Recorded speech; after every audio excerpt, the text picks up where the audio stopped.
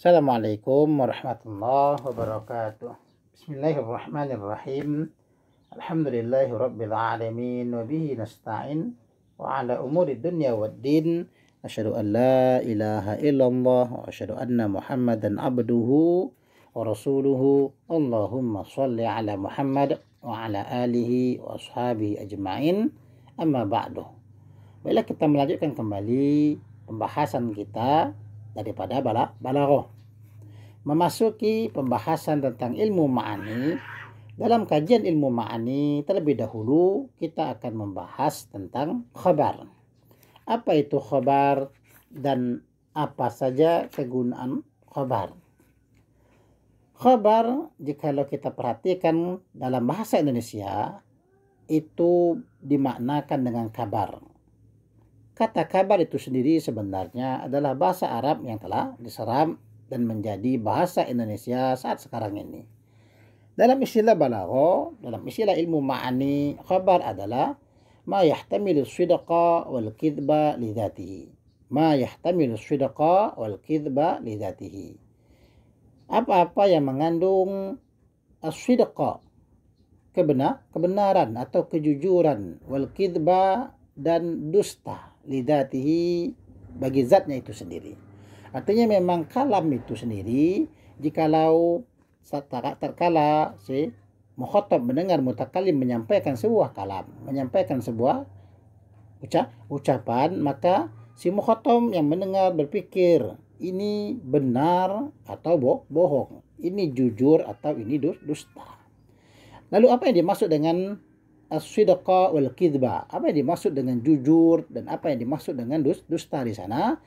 Yang dimaksud dengan as-sidqa, jujur, benar, itu adalah yang sesuai dengan kenyataan.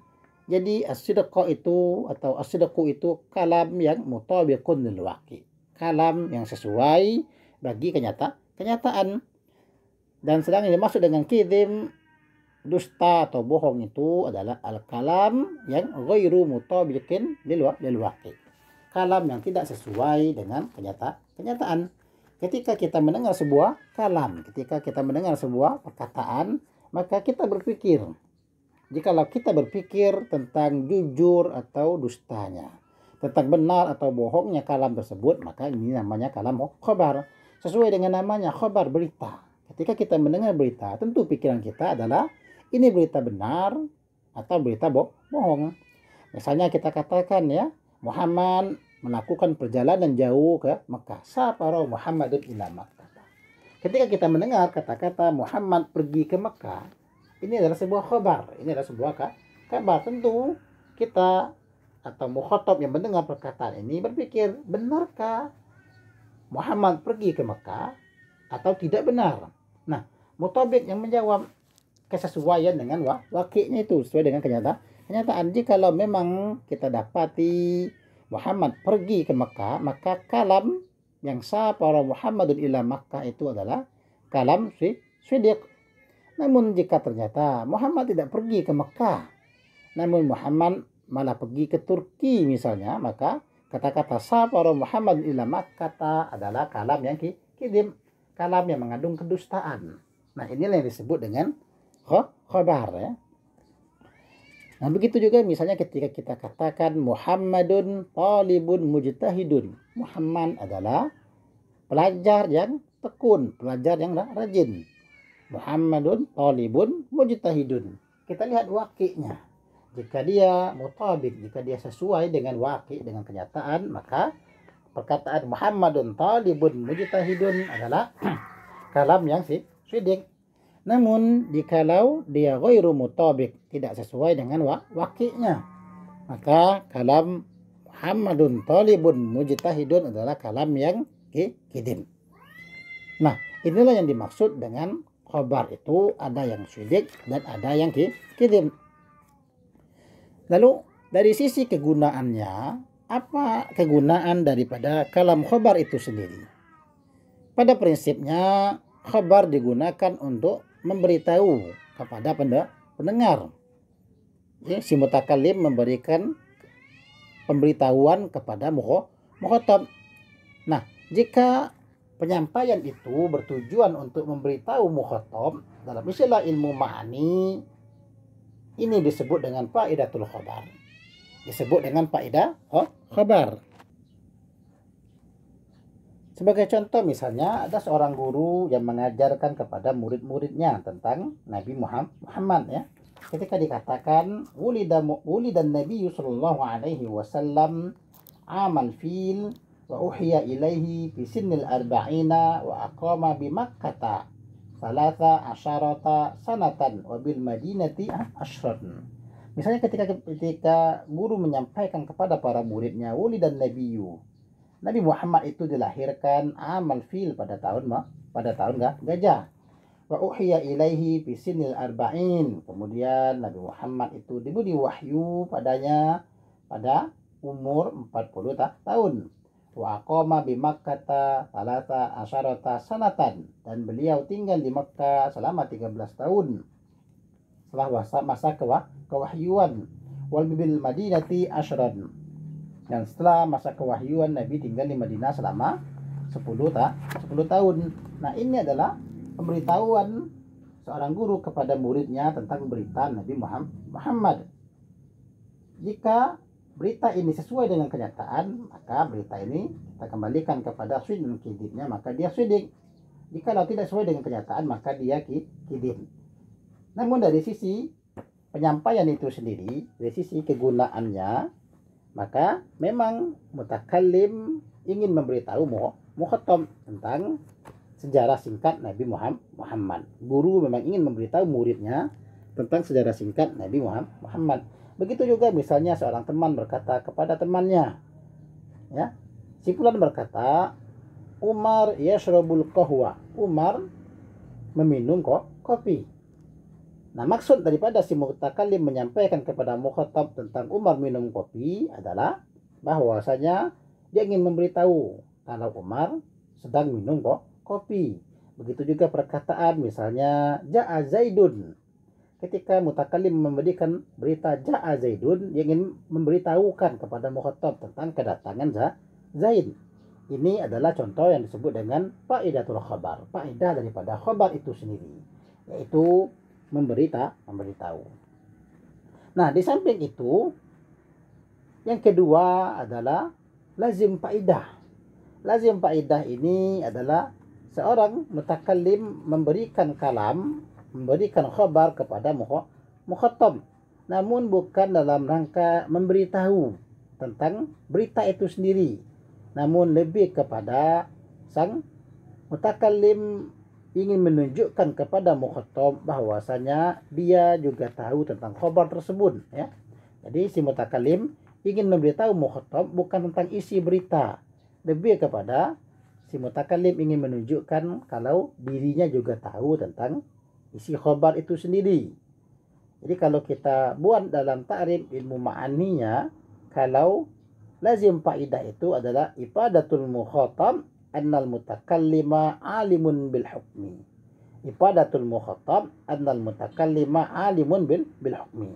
Faedah mukhatab itu bahwasanya mutakallim mengetahui tentang hukum yang ada dalam khabar itu. Artinya, ya, mutakallim memberikan faedah kepada mukhatab, mutakallim ingin menyatakan, memberitahukan kepada mukhatab kalau dia tak tahu. Berbeda dengan faedatul khabar.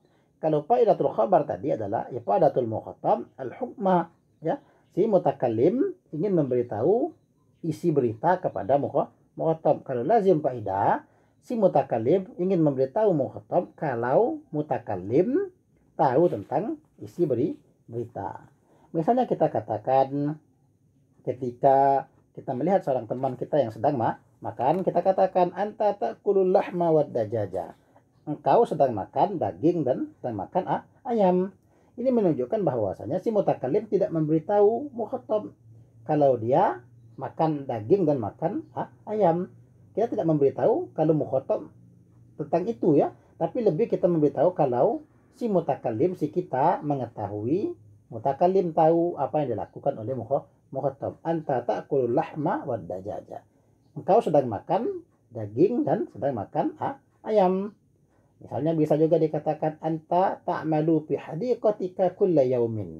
engkau bekerja di kebun engkau itu setiap hari. Si mukhatab lebih paham karena dia yang bekerja. Namun mutakallim ingin menunjukkan kalau dirinya juga tahu apa yang dilakukan oleh mukhatab, bahwasanya sang mukhatab bekerja di kebunnya itu setiap hari dia pergi ke ladang, setiap hari dia berkebun.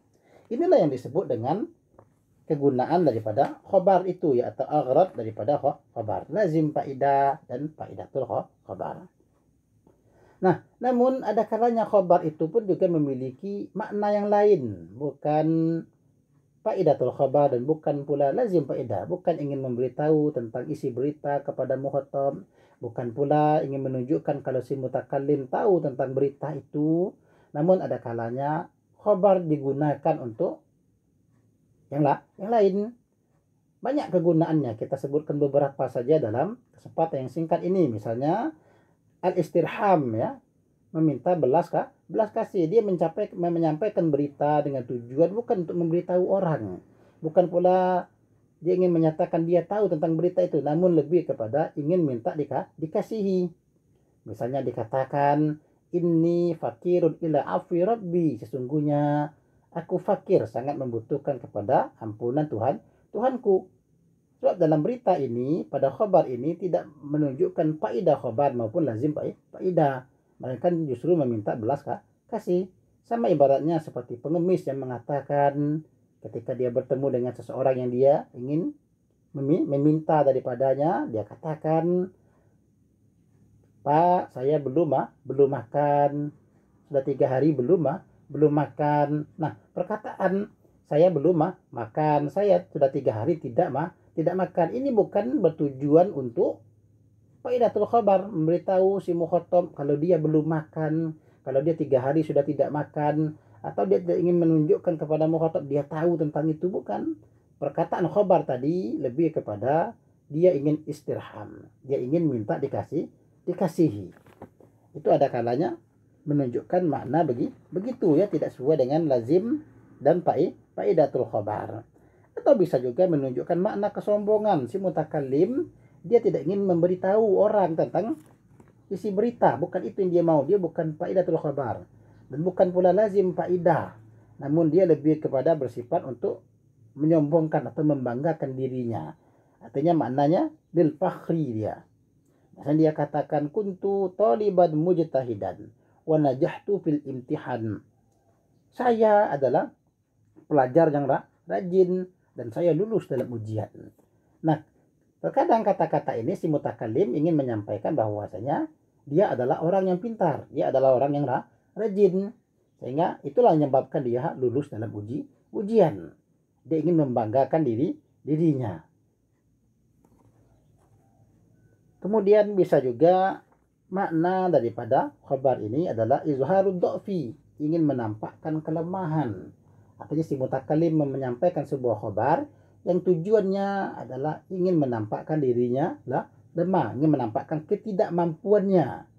Misalnya dalam firman Allah disebutkan, qala rabbi inni wahanal admu minni washta'ala ar-ra'su syaiba walam akum bidu'aika rabbi saqiya.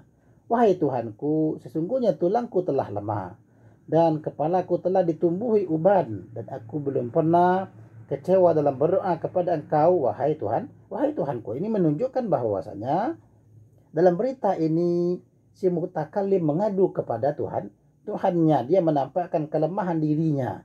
Dia katakan bahwasanya wahanal admu, ya, tulangnya telah lama. Washta'ala ar-ra'su syaiban, kepalanya telah dipenuhi oleh uban, menunjukkan dia menceritakan tentang kelemahan dirinya sendiri. Izharud dha'fi. Seperti juga dalam ungkapan kita sehari-hari, ketika ada sebuah pekerjaan, dia katakan, mohon maaf, saya tidak bisa, saya belum pernah belajar tentang ini, uang saya tidak cukup. Nah, ini menunjukkan bahwasanya si mutakallim sedang menampakkan dha'finya, izharud dha'fi, sedang menampakkan kelemahan dirinya. Baiklah, mungkin cukup seperti itu dulu pembahasan singkat kita pada hari ini. Masih ada beberapa makna lain yang muncul daripada penyampaian khabar itu sendiri, itu silakan dibaca dalam kitab-kitab ilmu ma'ani yang lebih tebal. Insyaallah pada kesempatan yang akan datang kita akan membahas tentang adrabul khabar, ya, pembagian khabar. Allah subhanahu wa ta'ala alam. Subhanakallahumma wa bihamdika asyhadu an la ilaha illa anta astaghfiruka wa atubu ilaik. Assalamualaikum warahmatullahi wabarakatuh.